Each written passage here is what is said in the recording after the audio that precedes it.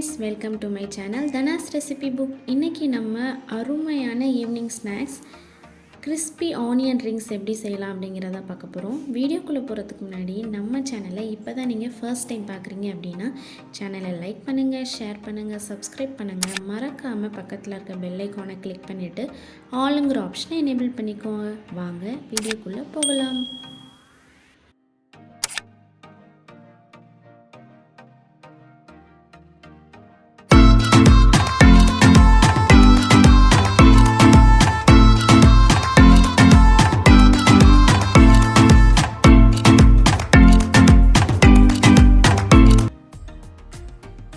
First நம்ம bread crumbs இந்த மாதிரி 1 கப் எடுத்து ஒரு பிளேட்ல இப்படி வச்சுக்கலாம்.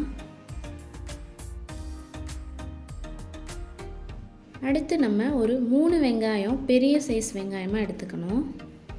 அது இப்ப நம்ம தோல் உரிச்சு எடுத்துக்கலாம்.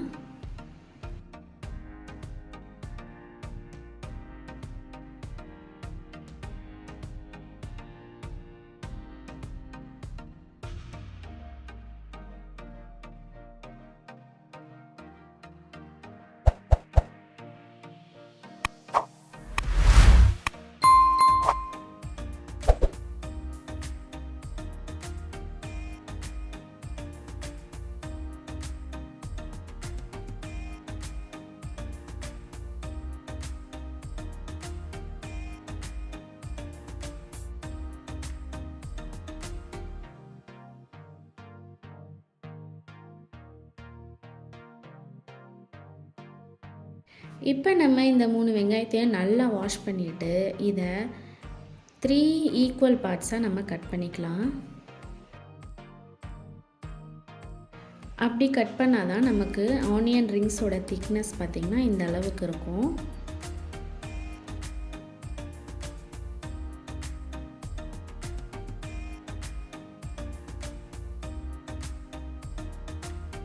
இப்போ நம்ம ஒரு ரிங்கா நம்ம இந்த மாதிரி பிரிச்சு எடுத்துக்கணும்.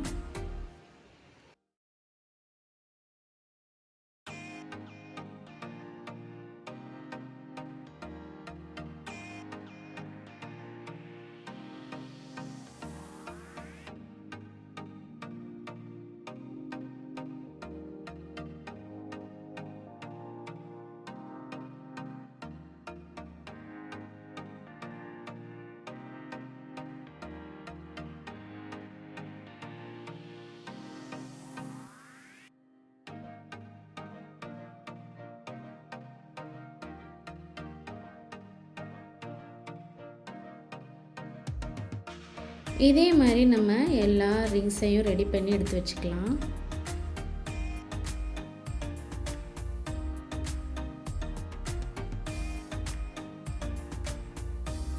இது ஓரமா இருக்கட்டும். இப்போ நம்ம ஒரு மிக்சிங் பவுல் எடுத்துக்கலாம். இப்போ இந்த மிக்சிங் பவுல்ல ஒரு 1/2 கப் அளவு மைதா மாவு சேர்த்துக்கலாம்.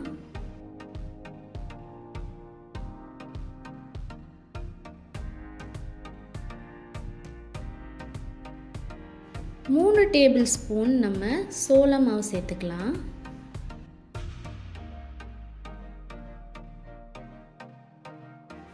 ரெண்டு டேபிள் ஸ்பூன் நம்ம அரிசி மாவு சேர்த்துக்கலாம்.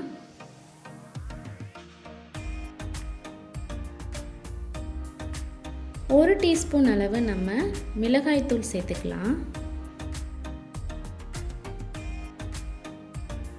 ஒரு 1/4 டீஸ்பூன் அளவு நம்ம மிளகுத்தூள் சேர்த்துக்கலாம்.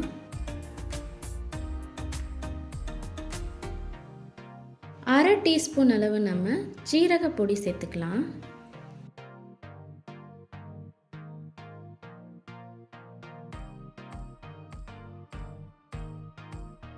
இப்போ இந்த மிக்சருக்கு தேவையான அளவு நம்ம உப்பு சேர்த்துட்டு நல்லா மிக்ஸ் பண்ணிக்கலாம்.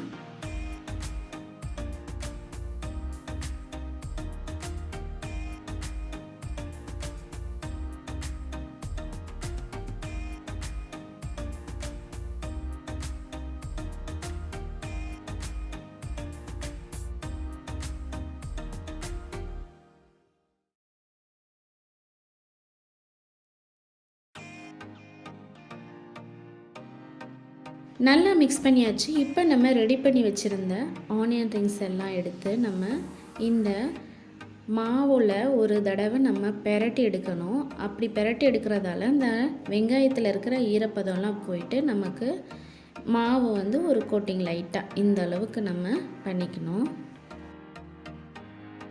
பாருங்கள், இதே மாதிரி எல்லா வெங்காயத்துலேயும் நம்ம ஒரு கோட் கொடுத்து எடுத்து வச்சுக்கலாம்.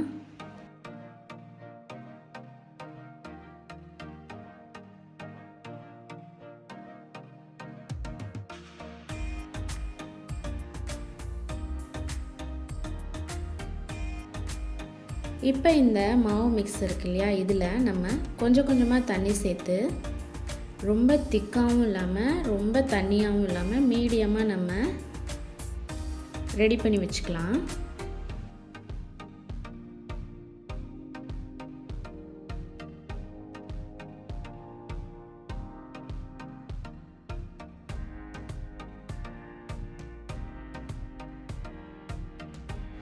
பாருங்கள், இந்த அளவுக்கு நமக்கு இந்த மாவு இருக்கணும்.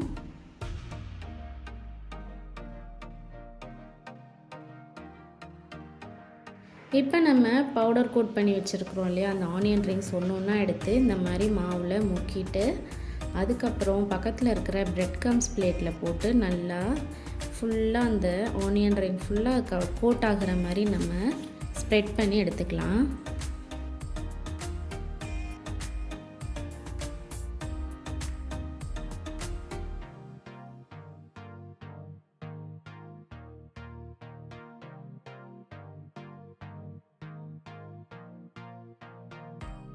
பாருங்கள், இந்த மாதிரி எல்லா ஆனியன் ரிங்ஸையும் நம்ம ரெடி பண்ணி எடுத்து வச்சுக்கலாம். எல்லா ஆனியன் ரிங்ஸும் பாருங்கள் நல்லா கோட் பண்ணி நம்ம எடுத்து வச்சாச்சு. இப்போ இதை நம்ம டீப் ஃப்ரை பண்ணி எடுத்துக்கலாம். இப்போ நம்ம கோட் பண்ணி வச்சுருக்கிற ஆனியன் ரிங்ஸை ஒன் பை ஒன்னாக நம்ம இந்த பேனில் ஆட் பண்ணி நல்லா ஃப்ரை பண்ணி ஒரு கோல்டன் ப்ரௌன் வந்தோன்னே எடுத்துடலாம். நீங்கள் இந்த கோட் பண்ணி வச்சுருக்கிற ஆனியன் ரிங்ஸை ஃப்ரிட்ஜில் வச்சுட்டு ஒரு ½ hour கழித்து எடுத்து பொரித்து பாருங்கள். கொஞ்சம் கூட எண்ணெயில் உதிராமல் சூப்பராக வரும். இதே மாதிரி எல்லாத்தையும் நம்ம பொரித்து எடுத்துக்கலாம்.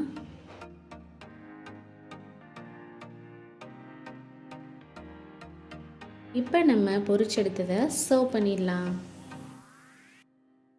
நம்மளோட கிறிஸ்பி ஆனியன் ரிங்ஸ் உண்மையாலுமே சூப்பராக ரொம்ப கிறிஸ்பியாக டேஸ்டியாக வந்திருக்கு.